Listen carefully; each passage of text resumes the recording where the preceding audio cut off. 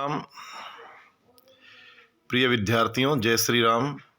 आप सभी का एक बार फिर स्वागत है हिंदी कक्षा में। कल हम पढ़ रहे थे सत्यजीत राय के द्वारा लिखित फिल्म समस्या को लेकर अपू के साथ 2.5 साल, जिसे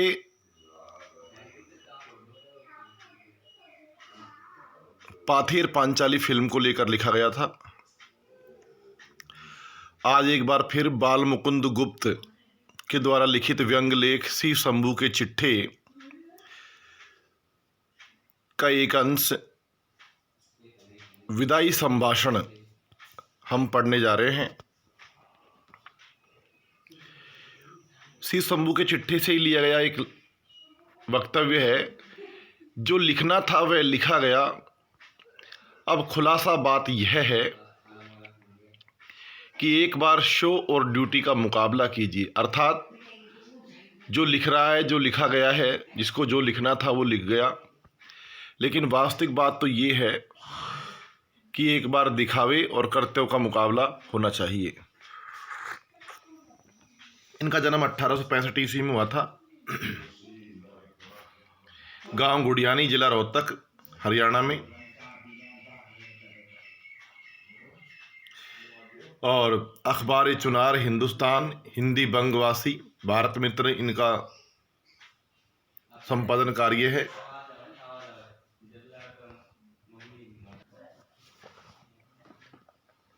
प्रमुख इनकी रचनाएं हैं शिव शंभू के चिट्ठे, चिट्ठे और खत, खेल तमाशा। इनका देहावसान सन 1907 ईस्वी में हुआ था। प्रारंभिक शिक्षा इनकी उर्दू में हुई, बाद में हिंदी सीखी, स्वाध्याय से काफ़ी ज्ञान अर्जित किया। खड़ी बोली और आधुनिक हिंदी साहित्य को स्थापित करने वाले लेखकों में से एक थे। भारतेंदु युग और द्विवेदी युग के बीच कड़ी के रूप में इनको देखा जा सकता है। राष्ट्रीय विचारधारा के पत्रकार थे, लेकिन साथ ही साथ इनकी रचनाओं में व्यंग विनोद का पुट दिखाई देता है। अनस्थिरता शब्द की शुद्धता को लेकर उन्होंने महावीर प्रसाद द्विवेदी से लंबी बहस की। इस तरह के अनेक शब्दों ने उन्होंने बहस की। अब अपन बात करते हैं शिव शंभू के चिट्ठे। ये एक विदाई संभाषण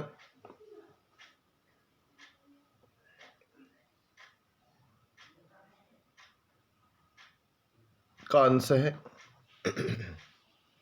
यानी हम जो विदाई संभाषण पढ़ने जा रहे हैं वो इनके द्वारा लिखित व्यंग्य कृति है शिव शंभू के चिट्ठे, उससे लिया गया है। यह पाठ वायसराय लॉर्ड कर्जन, जो 1899 ईस्वी से लेकर के 1904 तक रहा था, और 1904 से 1905 तक 2 बार वायसराय रहा। उस समय भारतीयों की स्थिति क्या थी, क्या उनका व्यवहार था, कैसा वो जीवन यापन कर रहे थे। हालांकि लॉर्ड कर्जन ने भारत में बहुत सारे विकास कार्य करवाए हैं, नए नए आयोग बनवाए हैं, किंतु उन कार्यों का उन सुधारों का उद्देश्य एकमात्र क्या था? अंग्रेजों का वर्चस्व स्थापित करना, अंग्रेजों की स्थिति को मजबूत करना था। और जो संसाधन बसाए थे उन संसाधनों का एकमात्र उद्देश्य अंग्रेजों के लिए काम आना था। हर स्तर पर कर्जन ने अंग्रेजों का वर्चस्व स्थापित करने की कोशिश की। और इसके साथ साथ जो पत्र पत्रिकाएं हैं, यानी कि जो प्रेस है, उसकी स्वतंत्रता पर भी उन्होंने प्रतिबंध लगा दिया था। आज की तरह जैसे मीडिया हमारा है, चाहे वो प्रिंट मीडिया हो, चाहे वो इलेक्ट्रॉनिक मीडिया हो। प्रिंट मीडिया में जैसे अखबार वगैरह हैं, और इलेक्ट्रॉनिक मीडिया में टीवी, रेडियो वगैरह आते हैं। ये सब स्वतंत्र हैं। क्षुब्ध होकर उन्होंने इस्तीफा दे दिया और वापस इंग्लैंड चले गए। यानी कई अंग्रेजों को उन्होंने अपने हिसाब से काउंसिल में भर्ती करवाया था, बाद में उन्हें हटा दिया गया। यहाँ इस पाठ में भारतीयों की बेबसी, दुख एवं लाचारी को व्यंग व्यंग्यात्मक ढंग से लॉर्ड कर्जन की लाचारी से जोड़ने की कोशिश की गई है।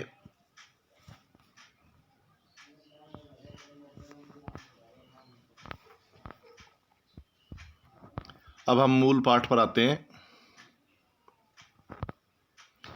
एक तो इसकी जो भाषा है वो व्यंग्यात्मक है, उसमें संजीदगी है, कहीं कहीं नवीन शब्दों का प्रयोग किया गया है। विदाई संभाषण यानी विदाई के लिए लिखा गया भाषण, विदाई के अवसर पर दिया गया भाषण। मौखिक रूप से बोला था उन्होंने, बाद में उसको प्रिंटेड किया गया। माय लॉर्ड, मेरे स्वामी, अंत को, आखिरी में, आपके शासनकाल का इस देश में अंत हो ही गया। यानी आप का जो राज्य था वो समाप्त हो रहा है, अब आप इस देश से अलग होते हैं। इस संसार में सब बातों का अंत है, यानी इस दुनिया में जो भी दिखाई दे रहा है उन सभी का अंत होना निश्चित है। इससे आपके शासनकाल का भी अंत होता, चाहे आपकी एक बार की कल्पना के अनुसार आप यहाँ के चिरस्थायी वायसराय भी हो जाते, किंतु इतनी जल्दी वह समय पूरा हो जाएगा ऐसा विचार न आप ही का था न इस देश के निवासियों का। यानी आप इस देश से चले जाएंगे, आपके शासनकाल का अंत हो जाएगा, आपको जल्द ही बुला लिया जाएगा। यह न तो आपने सोचा था न ही यहाँ के असहाय बेबस लाचार देश के निवासियों ने सोचा था। इससे जान पड़ता है कि आपके और यहाँ के निवासियों के बीच कोई तीसरी शक्ति और भी है, जिस पर यहाँ वालों का तो क्या आपका भी काबू नहीं है। क्या कह रहे हैं कि माय लॉर्ड, आपको समय से पहले हिंदुस्तान से बुला लिया गया है और अब मुझे ऐसा लगता है कि आपके और इन देश के निवासियों के बीच कोई तीसरी शक्ति है जिस पर आपका काबू नहीं है। बेटाओ, ये जो लेख हम पढ़ रहे हैं ये शिव शंभू के चिट्ठी से लिया गया है और तात्कालीन वायसराय लॉर्ड कर्जन जो 1899 से 1904 में और उसके बाद 1904 के आखिरी से 1905 तक रहा था और अंत में उसके कारनामों की वजह से वहाँ की सरकार ने उसे वापस बुला लिया। बिछड़न समय बड़ा करुणोत्पादक होता है, यानी जब व्यक्ति कोई किसी से बिछड़ता है तो बड़ा वो दृश्य बड़ा करुणा उत्पन्न करने वाला होता है। चाहे कोई बहन अपने मायके को छोड़ के जाए या फिर कोई बालक अपनी स्कूल को छोड़ करके जाए। आपको बिछड़ते देखकर आज हृदय में बड़ा दुख है माय लॉर्ड। आपके दूसरी बार इस देश में आने से भारतवासी किसी प्रकार प्रसन्न न थे। यानी एक बार जब आपका कार्यकाल पूरा हुआ था उस समय दोबारा से आप यहाँ डेप्यूट किए गए थे तो लोग प्रसन्न नहीं थे। वे यही चाहते थे कि आप फिर न आवें, पर आप आए और उससे यहाँ के लोग बड़े ही दुखी हुए। वे दिन रात यही मानते थे कि जल्द श्रीमान यहाँ से पधारें, पर ओहो ओहो, आज आपके जाने पर हर्ष की जगह विषाद होता है, दुख होता है। इसी से जाना कि बिछड़न समय बड़ा करुणोत्पादक होता है, बड़ा पवित्र, बड़ा निर्मल और बड़ा कोमल होता है। यानी उसमें आँखों से आंसू निकलते हैं और सब बैर भाव छूट जाते हैं। शांत रस का आविर्भाव जन्म उस समय होता है, मन निर्मल और पवित्र हो जाता है। माय लॉर्ड का देश देखने का इस दीन ब्राह्मण को कभी इस जन्म में सौभाग्य प्राप्त नहीं हुआ। वो क्या कह रहा है कि मैं एक गरीब ब्राह्मण हूँ, दीन यानी गरीब। कौन? बाल मुकुंद गुप्त। वो कह रहा है कि भाई मुझे तो कभी आपका देश यानी इंग्लैंड देखने का मौका नहीं मिला, सौभाग्य प्राप्त नहीं हुआ। इससे नहीं जानता कि वहाँ बिछड़ने के समय लोगों को क्या भाव होता है। पर हमारे इस देश के पशु पक्षियों को भी बिछड़ने के समय उदास देखा। मान लो किसी ने कोई अपना पशु बेच दिया और उसके पास रहने वाले जो और पशु हैं वो अपनी प्रतिक्रिया व्यक्त करते हैं। वो जाते समय खुद पशु भी प्रतिक्रिया व्यक्त करता है, पक्षी भी प्रतिक्रिया व्यक्त करते हैं। एक बार शिव शंभू के 2 गायें थी, वो उसी संदर्भ में बता रहा है। 2 गायें थी शिव शंभू के, ये खुद बाल मुकुंद गुप्त के बारे में ही है। उनमें एक अधिक बल वाली थी, वह कभी कभी अपने सींगों की टक्कर से क्या करती, दूसरी कमजोर गाय को गिरा देती थी। एक दिन वह टक्कर मारने वाली गाय पुरोहित को दे दी गई। देखा कि दुर्बल गाय उसके चले जाने से प्रसन्न नहीं हुई, वरंच यानी बल्कि उस दिन वह भूखी खड़ी रही, चारा छुआ तक नहीं। मेरे स्वामी, जिस देश के पशुओं के बिछड़ते समय यह दशा होती है, जिस देश में पशुओं के बिछड़ते समय यह दशा होती है, वहाँ मनुष्यों की कैसी दशा हो सकती है, इस बात का अंदाजा लगाना कठिन ही नहीं नामुमकिन है। यानी आप इस बात को समझेंगे नहीं, आपको तो कोई पता है ही नहीं। आगे भी इस देश में जो प्रधान शासक आए, अंत में उनको क्या करना पड़ा, जाना पड़ा। इससे आपका जाना भी परंपरा की चाल से कुछ अलग नहीं है। फिर भी आपके शासनकाल का नाटक घोर दुखांत है। और अधिक आश्चर्य की बात तो यह है कि दर्शक तो क्या, शुम सूत्रधार यानी नियंता परमात्मा भी नहीं जानता था कि उसने जो खेल सुखांत समझ करके खेलना आरंभ किया था वह दुखांत हो जाएगा। जिसके आदि में सुख था, आदि यानी प्रारंभ में, मध्य में सीमा से बाहर का सुख था, यानी बहुत ज़्यादा आपने भारतीय लोगों का शोषण किया था, उसका अंत ऐसे घोर दुख के साथ कैसे हुआ। यानी आपको अचानक अपमानित होकर के क्यों बुलाया गया, ओह आह।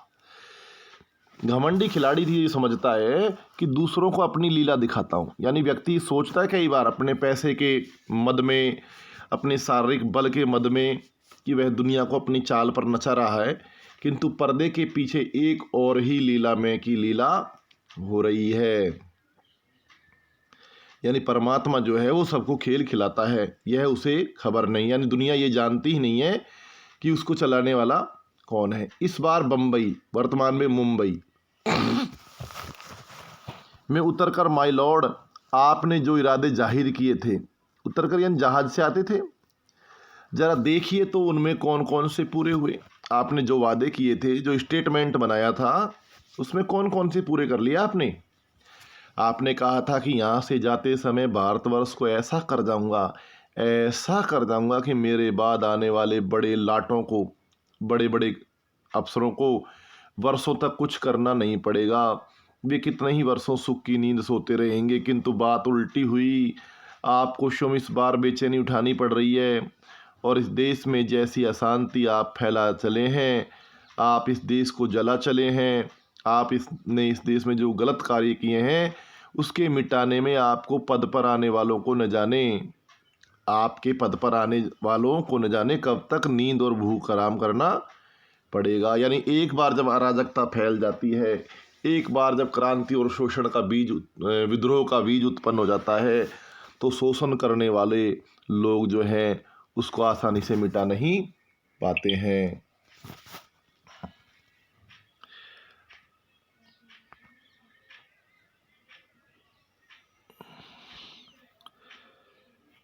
आगे देखिए,